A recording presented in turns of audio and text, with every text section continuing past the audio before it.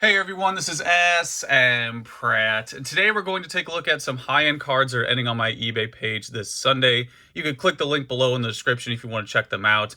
Actually, I had to make two separate videos because there's so many cards to go through. So in this video, we're going to look at the mostly Japanese cards from the auction block, and then the second video, we'll be looking at mostly the English cards from the auction block. So we'll go ahead and get started with this guy right here. This is the 1998 Dark Charizard Japanese Rocket PSA 10 holo card. Look at that rainbow hollow pattern, and you got a bonus swirl right there for these swirl stonkers. So most of these cards really don't need much introduction. They're very popular, so I'll really just try to focus on the art and the condition of each. Next up, we have the Japanese Blaine's Charizard PSA 10 with the Sugimori artwork slightly to the left or right, however you're looking at the card. And there's the back, looking pretty clean. Then next up, we have a Rockets Moltres. Maybe Blaine cut a deal with Team Rocket. So on the label it says Blaine's Moltres, but it's actually Team Rocket's Moltres. Another swirl there popping out at you. These hollows are looking crispy clean. So there is the Rocket / Blaine's Rocket Moltres. And then we have Erica's Venusaur, who really didn't want to be in frame. Professor Oak's not going to give you the bonus points here in Pokemon Snap for that pick. So that is our Erica's Venusaur PSA 10 Japanese Gym Holo. And then next up, we have a PSA 10 Zapdos 1996 Japanese base set. This card's almost 25 years old, about to get a discount on car insurance. There's the back as well. Very immaculate example of this card. So there you go. That is the PSA 10 Japanese base set Zapdos. And next up, we have a PSA 8 Japanese base set Chansey. The colorless cards, always you see all that holo. You can probably see me in the background and everything on the colorless holo cards. Back looks pretty solid. I'm guessing, oh yeah, there it is. Front has that right-left offsetting. There you go. You can see that thick border, thin border. That's probably why it received the 8 grade. Now, if you like Japanese base set, we have plenty to go through. Next up, we have a very popular and very new, like higher-end record price card, the Japanese no rarity base set Charizard card. So the difference here is going to be the rarity symbol or the lack thereof on the bottom. So if we pull up our Chansey again, let me zoom in and show you. You see that little star there at the bottom? This is a rare pull or a rare holo pull. So is this right here, but it lacks the rarity symbol. That's because this is considered to be the first release, or the first set, or the first version of Japanese base set, and therefore it lacks that symbol at the bottom, so therefore it's dubbed no rarity. So this is a PSA 9 version of the Charizard. It's a pretty tough card to grade. Let me try to get a nice centered view there and show you the back as well.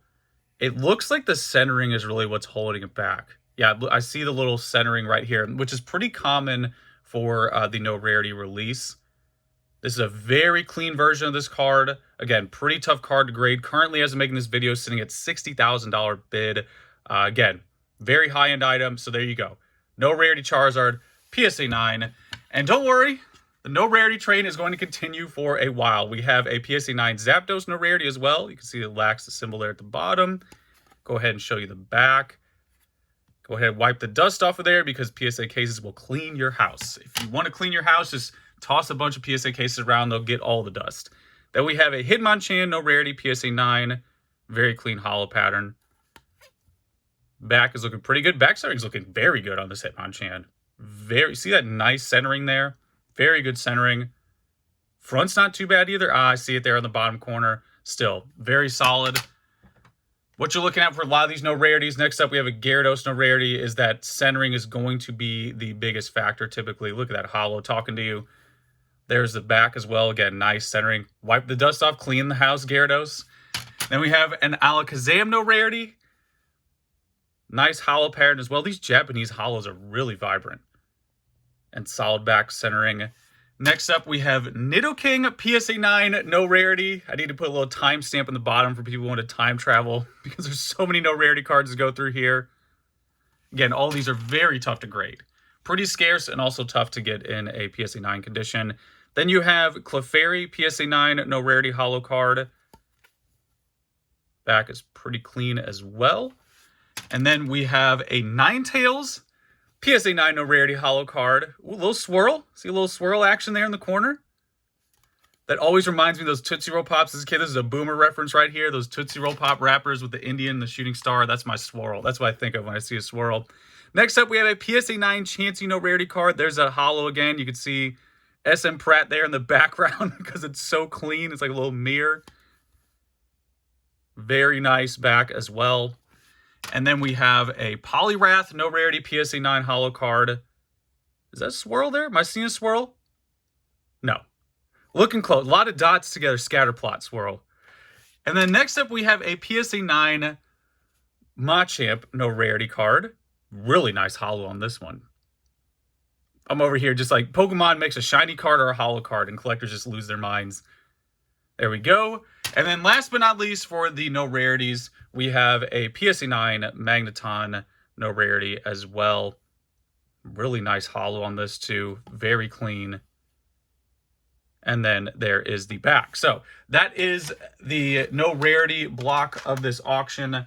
Now moving on, we have some very popular, very exciting Japanese promo cards. I love the Masaki cards. It's no surprise. So these cards, you had to trade in the previous evolved form. So what you would do is send in your Kadabra from vending. You would send it in with the Bill Pass card, and you would receive this back in the mail. And what it was trying to do is mirror the same thing in the game. So remember back in, like, you know, Pokemon Red and Blue, when you had to trade to get Alakazam, you know, you had to trade to get Gengar. That's what they did. So they took all the Pokemon you had to trade for in the game, turned that into a physical card idea with unique art, just flawless execution. And they're tough to grade too, so they have that challenge. So here you go, 1999 Alakazam Masaki promo. Beautiful holo again. Very strong grade. Just trying to show you the back. Looking pretty good. Next up, we have the Omastar. A lot of people ask, why was the Omastar included? Because, you know, like the Machamp, Gengar, Alakazam, you know, you traded for those. In the game, you can only choose one fossil. So that was the idea, is you did trade for the other if you wanted to get Kabutops or Omastar. And obviously, you could see the correct answer, Lord Helix, here in the background. This was the correct answer. That's why he was chosen in 1999. The prophecy was predicted back then in the 90s for Lord Helix. So that's why Omastar was included in the Masaki set. There you go, PSA 9 condition. Next up, we have a PSA 9 Machamp Masaki card. Got to show some love for that Komiya artwork. Really cool to see the other Pokemon. That was a big deal back in the day to have other Pokemon in the background. And then we have the Golem Masaki card, PSA 9. So this is a full PSA 9 set you're going to see in auction. Each one's going individually. And there is the back of the card. And then last but not least, I would say probably the most popular of the set, the Saturday Night Fever Gengar. We got the Dancing Gengar here. Enter the Matrix Gengar, Tron Gengar, whatever the nickname is that you prefer. Really quality artwork. Gengar collectors are just spoiled through and through. There's not a bad Gengar art in the game. So there you go. This is the final one, the PSA 9 Gengar Masaki card. Again, probably a safe statement to say this is the most popular out of the set. So there it is. That's the PSA 9 Masaki set. Don't worry, we still have plenty of cards to go through. Next up, we have the Meganium. This is the lottery Meganium card. So there was a lottery back in 2002, and this is actually the new back design. So refresher for most people. Old back here, President Omasaki till 2001. New back started 2001/2002.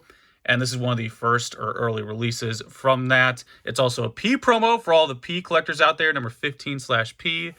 Rest in peace for anyone who wants to complete that, because you need that Tropical Wind 08. Next up, for Alligator, same deal, lottery promo. Oh, looks like we got a little swirl. It's got a little swirl attack going on. Is that here? Is that what that says right here? Flip a coin, get a swirl. So we have a for Alligator PSA 10 lottery promo, looking crispy clean. And then next up, we have Dizzle lottery promo, the Typhlosion. Is that a swirl too? No, there's all these little like dots. I'm like, all right, let's connect the dots and make a swirl, a little constellation. This is the last of the three for the Johto lottery promos. And next up, we have the Kanto lottery promos. This was the first release. As you can see the number there, 12P. And these were after that, the set following. So this is the Kanto one. It's the holo version of this card. The holo version doesn't exist in English, so I really like that. It's a nice little, you know, differential there. But again, same deal, lottery promo. It was limited. It's estimated around 5,000. Of course, that's intended distribution. No one knows the real numbers. but they're pretty popular cards. Most people know about these at this point. So there you go. This is the Blastoise. And then last but not least, we have the Charizard, looking crispy with that holo, even doing the flame right there on his tail. I like that Pokemon. PSA 10, of course, to finish off the trio. Now we have a couple other promos. We have the Players Club Mew. So Players Club was a Japanese exclusive. This was only released in Japan. The artwork never was released in English. You had to be a part of the Japanese Players Club back in the day to receive this card. It's also cool because it has like the Your Name thing that you see on like Birthday Pikachu, Your Name's Chansey. They kept that thing going. So here it is, the Your Name's Mew from the Players Club release, PSA 10. Pretty popular card. Just show you the back real quick. And then last but not least, we have the Charizard PSA 10 Gold Star card. This one, it needs no introduction. I believe it's first edition as well. Let me try to zoom in there. You see that? It's so hard to tell because of the black background. But you see that first edition there to the left right here.